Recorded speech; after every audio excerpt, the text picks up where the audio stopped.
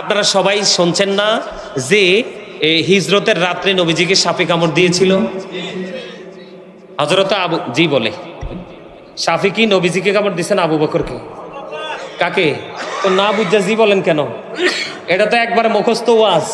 কি ওয়াজ এটা? একবারে মুখস্থ ওয়াজ। সুন্নিরা সবাই এটা মুখস্থ করে রাখছে, করছে কিনা? আরো জোরে বলেন, আরো জোরে। বন্ধুরে আমার, আমরা তো নবীর উম্মত, নিজেদেরকে নবীর উম্মত বলে দাবি করি, কিন্তু নবীর আদর্শ, নবীর প্রেম আমাদের মধ্যে নেই। বন্ধুরে আমার, ওই হিজরতের রাত্রিতে গুহার মধ্যে যে আবু বকর সিদ্দিক রাদিয়াল্লাহু তাআলা আনহুকে যে সাপে কামড় দিয়েছিল, কেন কামড় দিয়েছিল? যেই সাথে কি আমার নবী এখনো রওজায় পাশে নিয়ে শুয়ে আছে।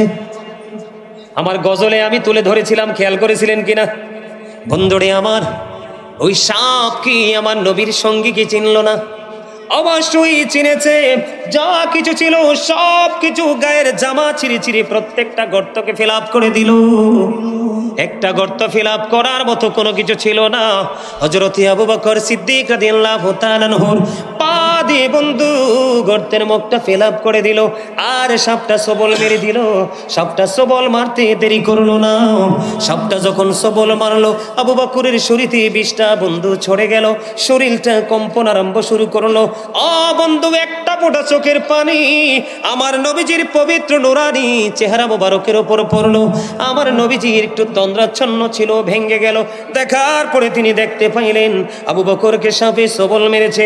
আমার নবীর পবিত্র মুখ জবান মোবারক থেকে থুতু মোবারক যখন লাগিয়ে দিল, বিষ বন্ধু পরিপূর্ণ কি হয়ে গেল? ফিনিশ হয়ে গেল। জোরে জোরে কন্যা সুবহানাল্লাহ।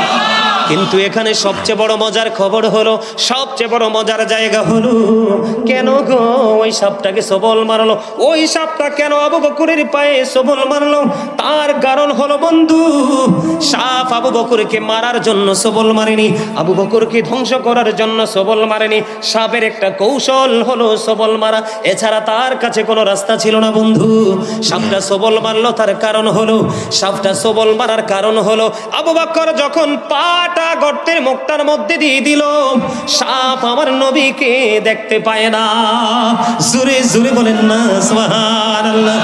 বন্ধুরি আমার, সাপ আমার নবীকে দেখতে পায় না, কিতাব প্রমাণ করেছে। সাপ আবু বকরকে সবল দিয়ে বুঝিয়ে দিল, এ আবু বকর, তুমি পা সরায়া নাও, পা সরায়া নাও। আমার এই গর্তের মধ্যে বসবাসের বয়স হলো 1500 বছর।